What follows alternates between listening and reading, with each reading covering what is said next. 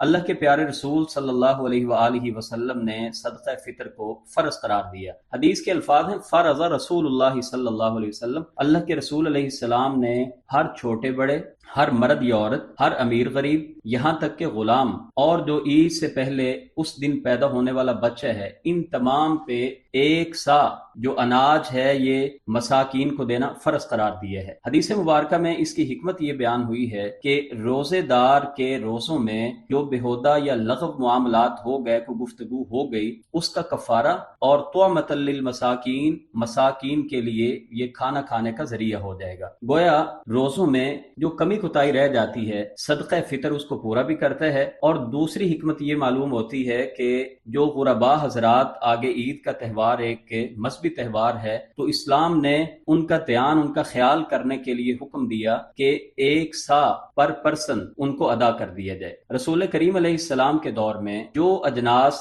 اور جو اناج کی چیزیں کھائی جاتی تھیں، اسی میں سے ایک سا مساکین کو دے دیا جاتا تھا۔ صدقہ فطر ادا کرنے کا جو صحیح وقت ہے، افضل وقت ہے، وہ شوال کا چاند نظر آنے کے بعد اور نماز عید سے پہلے ہر صورت میں اس کو ادا کرنا ہوتا ہے۔ تاہم بعض صورتوں میں اس کو 2-4 دن پہلے بھی مساکین کو دیا جا سکتا ہے۔ فقہا نے اس کی اجازت دی ہے کہ مصلحتاً تاکہ لوگ جو مساکین ہیں وہ اپنی تیاری کر سکیں، تو 2-3 دن پہلے بھی ان کو صدقہ فطر دیا جا سکتا ہے۔ تو افضل بات تو یہی ہے کہ یہ اناج کی شکل میں صدقہ فطر ادا کیا جائے۔ اب موجودہ دور میں یہ سوال بہت زیادہ پوچھا جاتا ہے کہ کیا ہمیں اناج ہی اللہ کی راہ میں دینا چاہیے، یا ہم موجودہ جو ہماری کرنسی ہے اس شکل میں بھی ہم فطرانہ ادا کر سکتے ہیں؟ تو افضل بات تو یہی معلوم ہوتی ہے کہ جو حدیث کے اندر الفاظ ہیں طعمۃ للمساکین، کہ یہ مساکین کے کھانے کا ایک ذریعہ ہے، تو اجناس کی شکل میں، اناج کی کوئی بھی شکل ہو، راشن لے کے دینے کی شکل میں ان کو دے دیا جائے، اور پر پرسن ایک سا،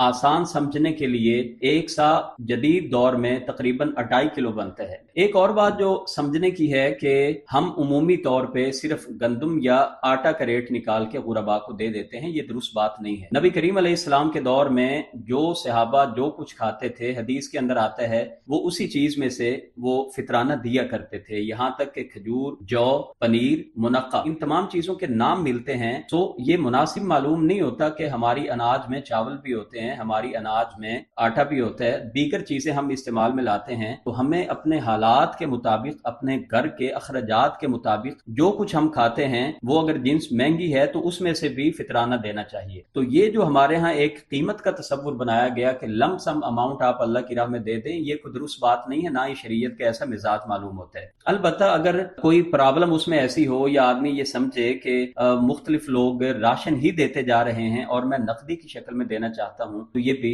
جائز معلوم ہوتا ہے۔ عمر ابن عبدالعزیز رحمۃ اللہ علیہ نے اپنے عامل کو لکھا تھا کہ اناج کے بدلے میں دراہم کی شکل میں فطرانہ وصول کر لیا جائے۔ جو احباب باہر کے ملکوں میں رہتے ہیں تو کیا وہ اپنے اس ملک کی کرنسی کے مطابق فطرانہ دیں گے، یا کیا وہ وہاں پہ لوکل لوگوں کو فطرانہ دیں گے، یا اپنے ملک میں بھی بھیج سکتے ہیں؟ تو اس میں 2 باتوں کو سمجھ لینا چاہیے۔ پہلی بات تو یہ ہے کہ اگر تو کوئی آدمی اپنی فیملی کے ساتھ کسی بھی اور ملک میں رہتا ہے، تو جس ملک میں وہ رہتے ہیں وہاں پہ جو وہ جنس اور جو بھی اناج وہ کھاتے ہیں، اسی مناسبت سے وہ اس کی قیمت نکال کے، اگر وہاں پہ وہ مناسب نہیں سمجھتے، یہاں پہ اپنے اعزا و اقارب کو، مساکین کو بھیجنا چاہتے ہیں تو یہاں پہ بھیج سکتے ہیں، لیکن وہ قیمت وہی نکالیں گے۔ ایسا نہیں ہو سکتا کہ وہ وہاں پہ بیٹھ کے پاکستان کے آٹا کی قیمت کے مطابق یہاں پہ کسی غریب کو وہ دیں۔ لیکن اگر وہ آدمی وہاں پہ اکیلا رہتا ہے اور بقیہ اس کی فیملی یہاں پہ رہتی ہے، تو پھر اس صورت میں اس احتیاط کی بھی ضرورت نہیں ہے، بلکہ وہ پاکستانی ریٹ کے مطابق، اناج کی قیمت کے مطابق جتنی بھی قیمت بنتی ہو، وہ مساکین کو فطرانہ ادا کر سکتا ہے۔ عیدی دینے کی شکل میں فطرانہ ادا کرنا یہ درست دکھائی نہیں دیتا۔ البتہ اگر کوئی مسکین آدمی ہے اور اس کو بتائے بغیر فطرانے کی رقم دے دی جائے،